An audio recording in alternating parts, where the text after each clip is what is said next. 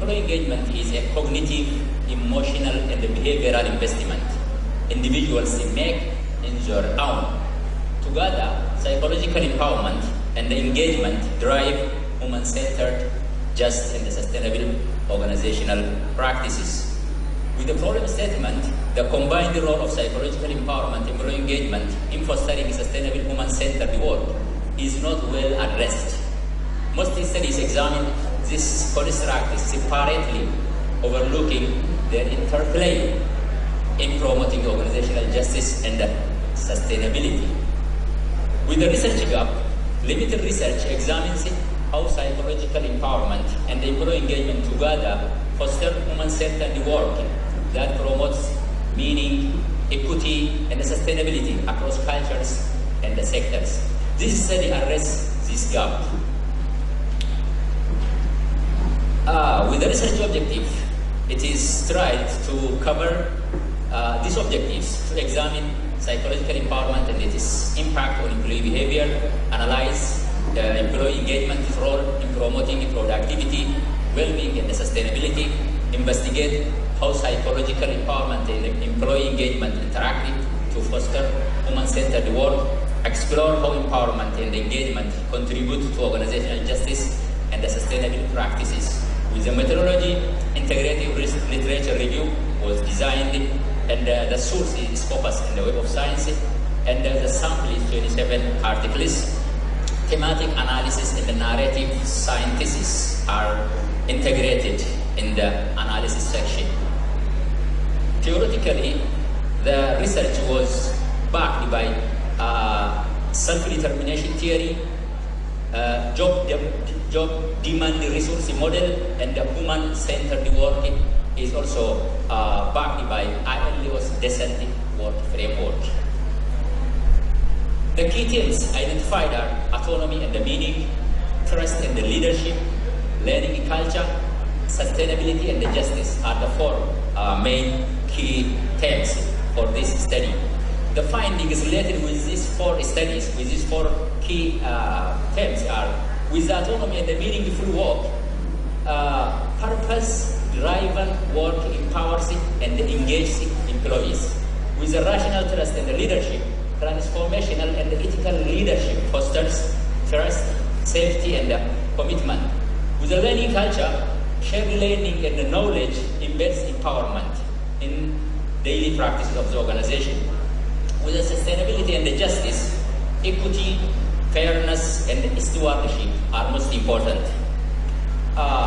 Here, as you can see, this graph shows that these terms coverage. The green one indicates mostly covered. Psychological empowerment, employee engagement, autonomy, and the meaningful work are mostly covered. What not mostly covered is relational trust and the leadership and the organizational learning culture.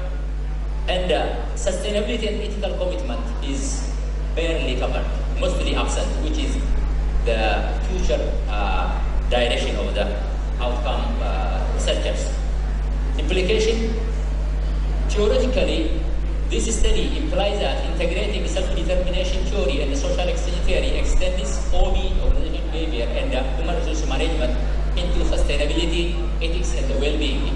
Practically, institutions and international bodies like ILO should promote empowerment in workplace policies to boost engagement and sustainable practices. Corporations, NGOs should prioritize leadership development, participative decision-making, and learning cultures to foster ethical, engaged workplaces. Policymakers embed autonomy and justice principles into labor framework. Global initiatives like sustainability and the ESG should use empowerment-driven engagement to advance SDGs. Conclusion: psychological empowerment strengthens employee engagement. Empowered engagement promotes productivity, well-being, and justice. Ethical transformational leadership fosters trust and amplifies outcomes. Learning culture embed empowerment, inclusiveness, and resilience. Psychological empowerment embeds sustainability-oriented behaviors. Okay. With the future directions, future or outcome researchers, upcoming researchers should explore cross-cultural and sectoral variations. They should examine in the future longitudinal effects on ESG, environmental, societal, and governance outcomes. And they should investigate technology's role in empowerment, drive, and engagement. I think for today this much is enough. Thank you very much. Thank you, Ahmed, for the interesting presentation. And next presentation is by two presenters. Who would present it? Devdas should present it, or Fidha would present it? Devdas should present it. They would speak on curated pluralism, vernacular silences, multiculturalism, and heritage politics in Mattancherry. Please come on stage.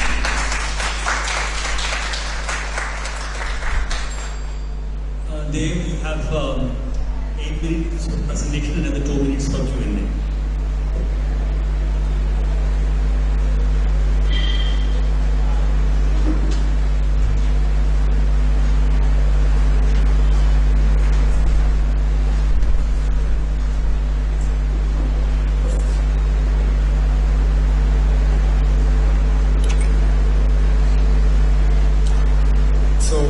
Good evening to one and all present here.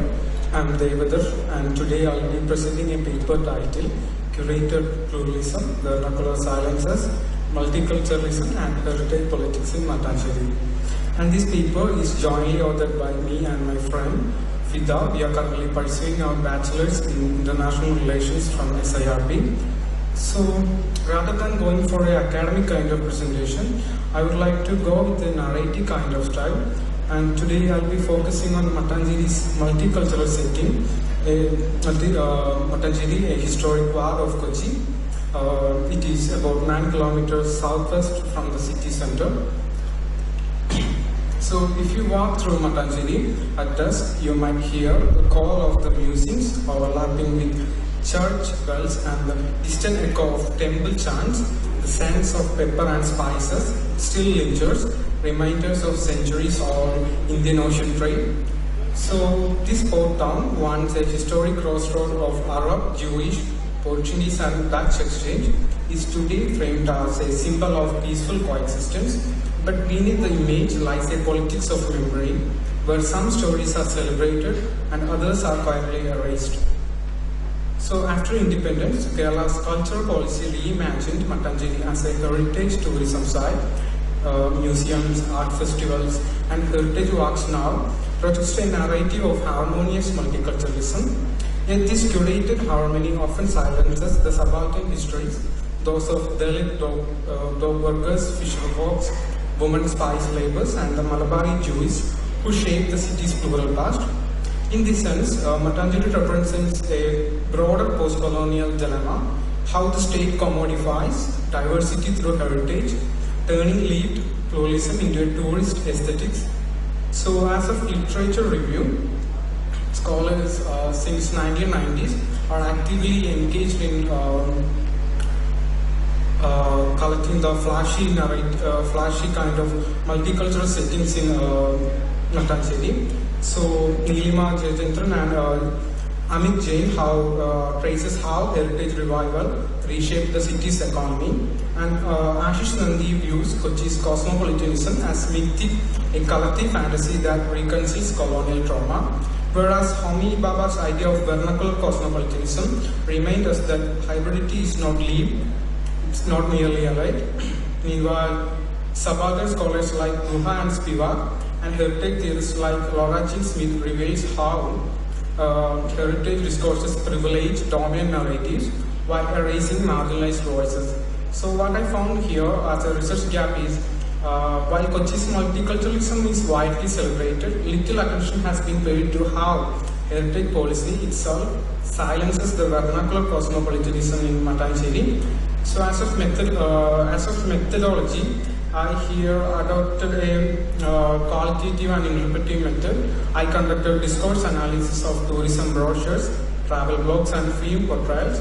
I also carried out semi-structured interview with local guides, shopkeepers and community elders who have witnessed Mattancherry's transformation.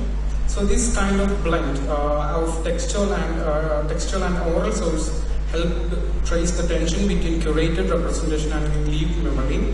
So rather than calling it as a findings, I would like to call it as my observations.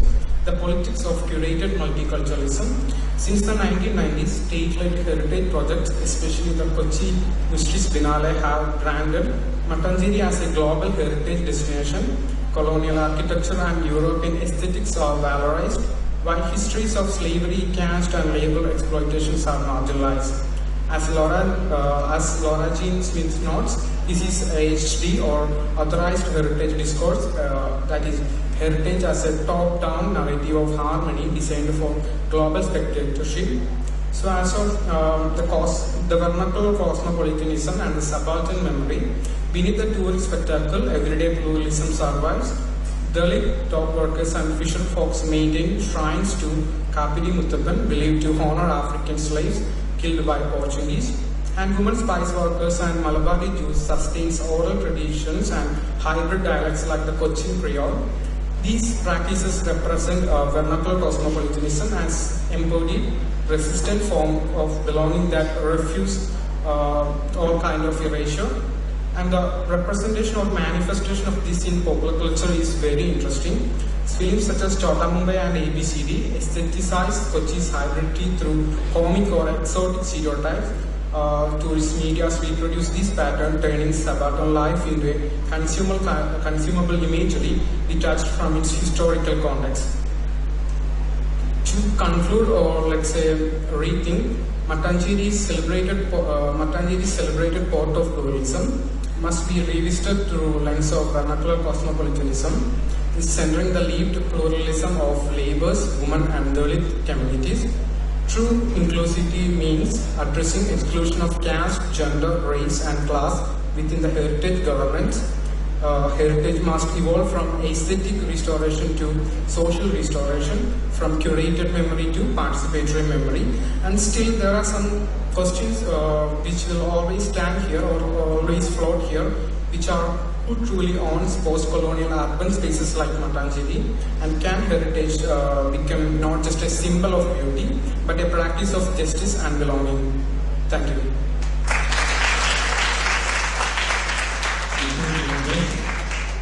And our next speaker will put together all the Q&A towards the end.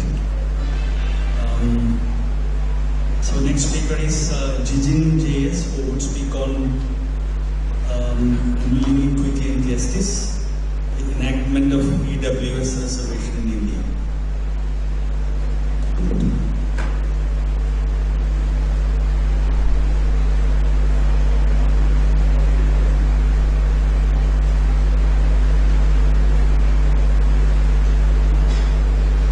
Hello everyone.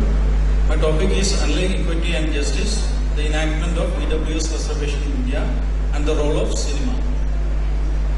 The introduction of the 10% reservation for EWS category, economically weaker sections of forward caste through the 103rd Constitution Amendment in 2019 has triggered intense debates across legal and political and social domains. Unlike earlier affirmative measures in India that were explicitly grounded in caste as a marker, EWS brought in income as a criteria. So, while the amendment passed with overwhelming political consensus and received judicial endorsement, its implications remain deeply contested. Proponents argue that poverty among upper castes deserve recognition within the framework of affirmative action. Critics contend that reconfiguration dilutes the original purpose of reservations, which was to dismantle entrenched caste hierarchies and promote social equity. So in this contested terrain, media and popular culture play a critical role in shaping public opinion and legitimizing state policies. Cinema particularly functions as both entertainment and pedagogy, transmitting values and ideologies that influence how citizens understand justice, equity and entitlement. So, we know the affirmative action in India, which is very much related to caste, and the caste system is a structural inequality where people are divided into different layers and all. So, the EWS category or EWS reservation comes as a benefit for the forward caste or economically backward. So there is a criticism that can't it be solved by just a welfare measure, or is poverty being seen as a criteria for affirmative action? So the questions I put forward are: how does cinema represent or silence caste? How do films normalize class-based EWS reservation?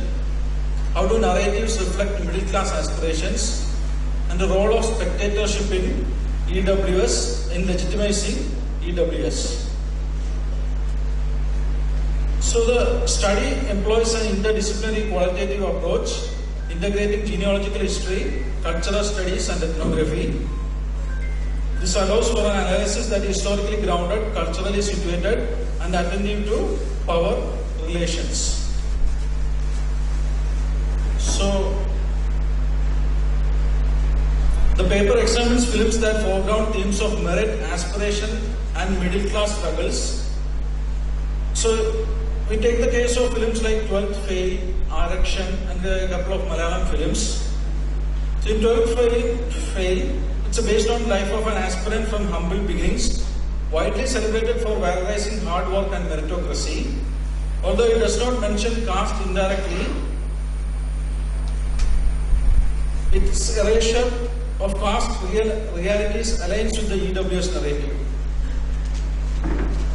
Various films like in Malayalam, like Jacob in the Sudrajam and all, focus on middle class anxieties and aspirations, constructing narratives where success is achieved through perseverance rather than structural reform.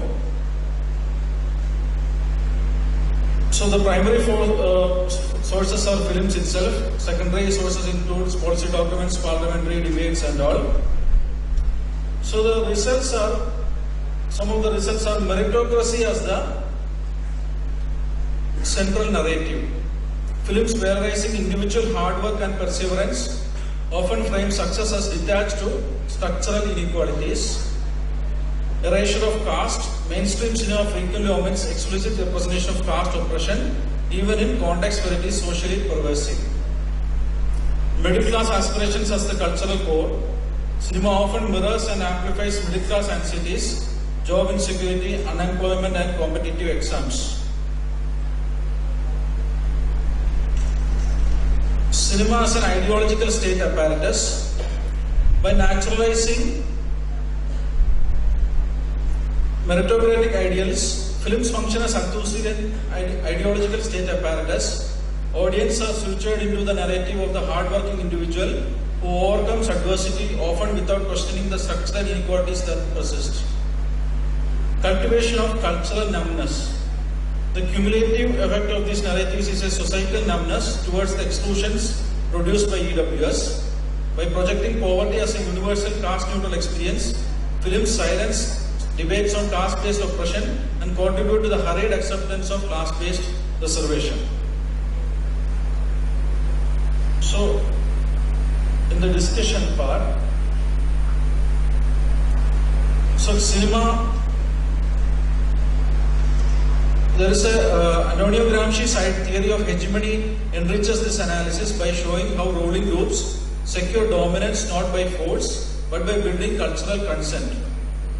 The EWS amendment passed with little parliamentary opposition required broad social legitimacy. Films celebrating middle-class struggles act as vehicles of cultural consent by aligning popular sentiments with state policy. Film theorists like Komoli and Laura Mulvey and all, they argue that cinema's very structure positions spectators into ideological conformity.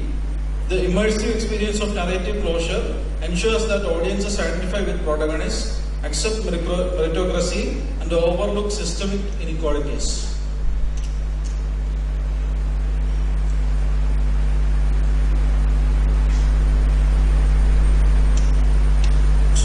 cultural numbness and disappearance of caste. The most significant effect of cinematic narratives is the cultivation of cultural numbness. By repeatedly portraying poverty as caste neutral, film silence debates around caste injustice. The disappearance of caste from cinematic narratives mirrors its disappearance from policy debates, resulting in a public culture that is less critical of policies undermining equity. So, conclusion. EWS reservation represents a fundamental reorientation of India's affirmative action policies, shifting focus from caste-based oppression to class-based poverty. While politically acceptable, this shift undermines the constitutional principles of equity and justice by privileging groups that are historically advantaged. Cinema plays a pivotal role in legitimizing this ideological transformation by erasing caste and foregrounding narratives of merit, aspiration and middle-class struggle. Films naturalize the rationale of EWS. As an ideological state apparatus, cinema cultivates cultural consent, making policies like EWS appear as common sense rather than contested reforms. Thank you. Thank you, Jijin. Our next speaker is from Alemu. He would speak on exploring the role of psychology in promoting Gandhian principles of nonviolence, justice, and social harmony. So it's he.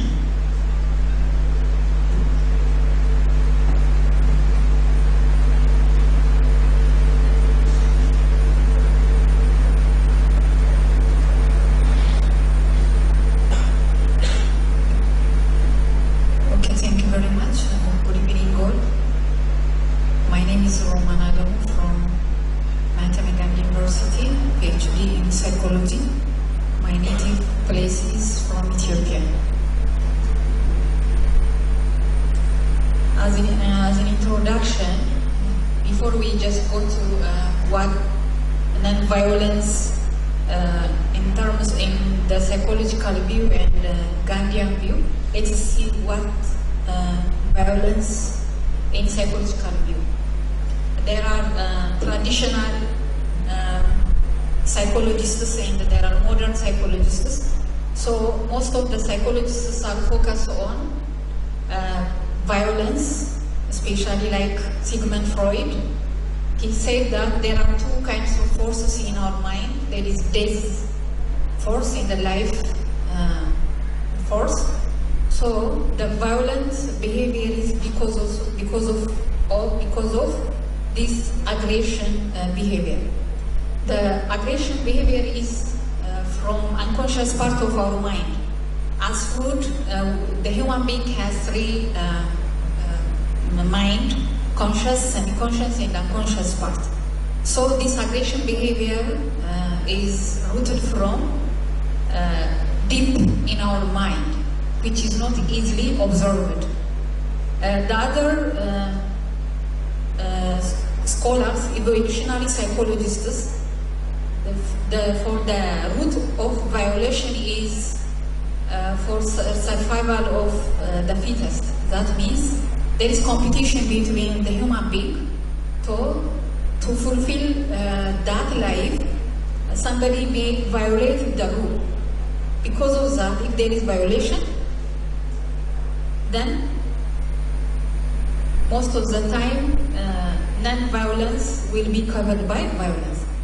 The other psychologists, they are focused on trauma or anger. A violation occurs because of trauma. For example, in our childhood experience, we may face a problem. For example, abuse and so on. So those wounds leads to what? Aggression.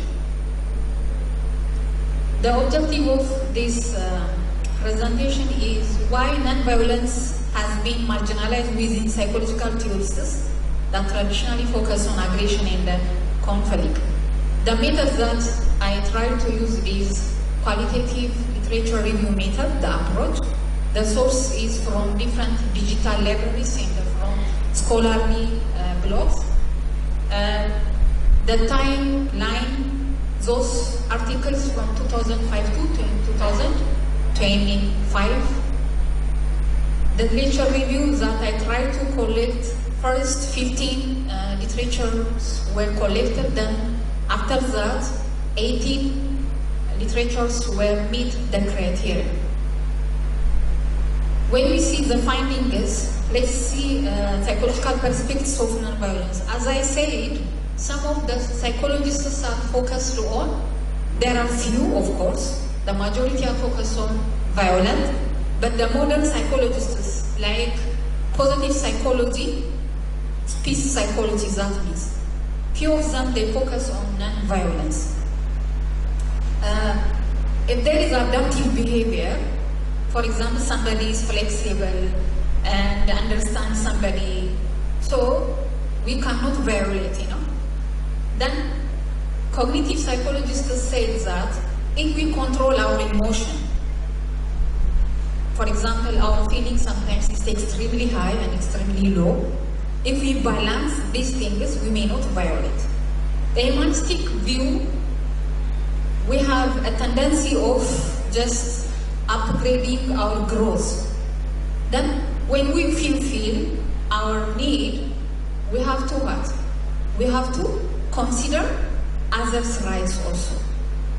The existential view, we have a freedom of choice.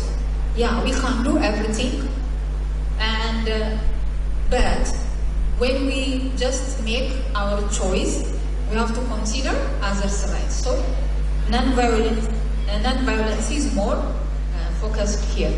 What about the Gandhian philosophy of non-violence, or ahimsa? According to Gandhi, he said non-violence is ahimsa, not the absence of violence. Mahatma Gandhi didn't say there is no violence, but why we focus on violence? Why don't we preach non-violence? Yeah, the idea is like that. So, according to Mahatma Gandhi, this non-violence rooted from what? Truth, empathy. When we understand somebody, when we focus on truth, and there is compassion, so we can what? We can preach non-violence. The aim of Gandhian was to transform both the truth, the empathy, and the compassion, to transform not only for the oppressors, both on the oppressed. These two bodies should practice this idea. How can they practice? How can we practice this non-violence? We have to control ourselves. By dialogue, we can communicate. Yes? By reconciliation, we can exercise non-violence. So let us integrate psychology and Gandhian perspective. The psychologists should focus on what? Non-violence. So those traditional psychologists, as I said, they focus on aggression. So they focused on what? Non-violence. So integrating the integration shifts from psychology, from explaining, we have to discard this area. Which idea? Why people are violent to showing, but we have to focus on how people can live peacefully. What implies this study? For psychologists, they better expand theories on human behavior, they focus on prevention, they focus on healing and resilience. What about for us, for the society? We better exercise justice, promotes equality, harmony. There is one quote, Mahatma Gandhi, he said, non-violence is the greatest force at the disposal of mankind. Thank you very much. Thank you. The presentations are over now. The floor is open for comments and discussions. Questions as well. Each one has been given 2 minutes for responding to the questions.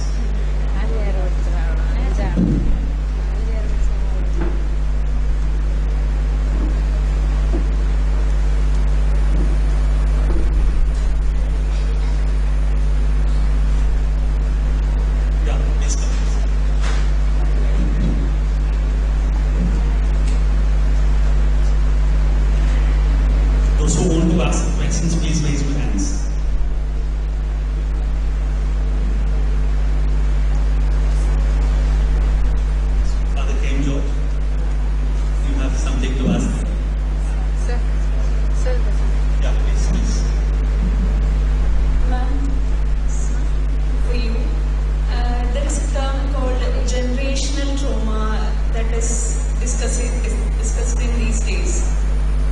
Can you put some light how we can change this generational trauma into healing our future generation?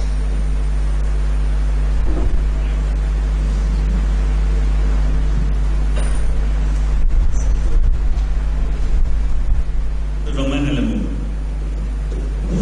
Thank you very much. Yeah, as I said, the trauma begins from childhood age, according to the psychologists. So, family is the first school, especially mother is the first teacher. So, the way they raise their children matters. That means we have to give emphasis on this parenting style, parenting system. Yeah, as you know, most of at this time, some families they may be democratic way of style they may follow. Another may be they may be autocrat. Yeah, another may be laissez-faire and so on. So from the bottom, if we focus the mixed approach. Yeah. Sometimes we may be democrat, sometimes we may be autocrat, based on the situation. Yeah. So I can say that those childhood experiences that nowadays we are not focused on that age, especially.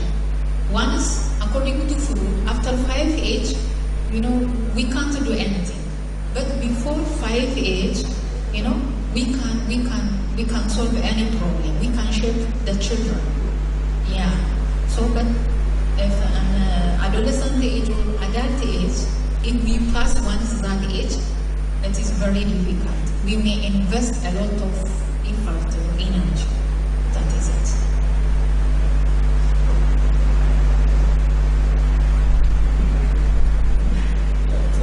Small thing on it. As you said, family is most important. Next, there is something good what we call role model in our childhood. You will pretend what you see. As a family, we have to follow our children from who our children are learning. When you are sending it to school, you have to follow who is their teacher. If their teacher has bad behavior, has no wisdom, your child becomes the same. So as a family, we have great role. Sending it to school is not enough. You have to follow. Who is teaching? Who is getting care of them? How is their behavior? Who is their role model? You have to follow all this. Thank you.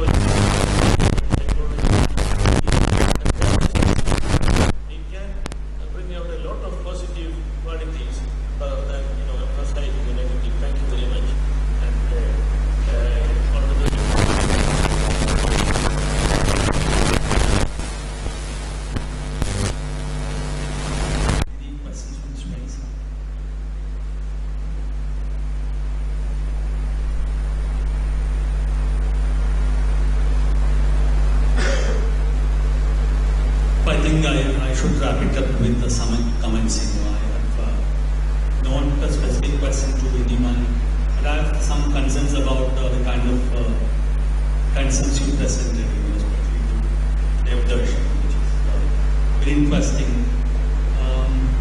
Vernacular cosmopolitanism and curated pluralism. of Cochin, you have a long tradition of cosmopolitanism, people coming together for different purposes, and you have basically two, process faith and trade, which brought in a kind of cosmopolitan society in Cochin, and which would overwhelm the others. Curated pluralism, which is, as you presented, it's a manufactured or curated kind of cosmopolitanism, which stands against the natural kind of cosmopolitanism induced by either by trade or by faith, which would overwhelm the other. A question to you. Sorry, can you repeat that? Now you have presented two kinds of cosmopolitanism coexist with each other. One is a natural one, which emerged as a culmination of two different practices. One is faith. Faith has brought in a lot of societies, communities from different parts of the world. And faith also has brought in a lot of communities over there. And just opposite to that, you have a curated pluralism or cosmopolitanism. Which one is more dominant? Which one overwhelms the others? I think the exotic one, which is the curated one, overwhelms the curated one or the other one? Curated one. Curated one. To you, it's a very interesting kind of presentation you have done, but most of the things are of 1990s and 2000. Things has been changed a lot with new filmmakers who have come from marginalized communities. We have several examples of movie makers who come from Cochin, from Malabar. They have made a lot of changes to the situation. So, do we have certain films which you can? So films are of mainly 90s. Aliyi is from 1991. Do we have any new films to illustrate your, to substantiate your argument, or most of the things are of 90s and 2000s? Hello? Sir, I take films that are mostly, put forward an idea, that put forward the stories of,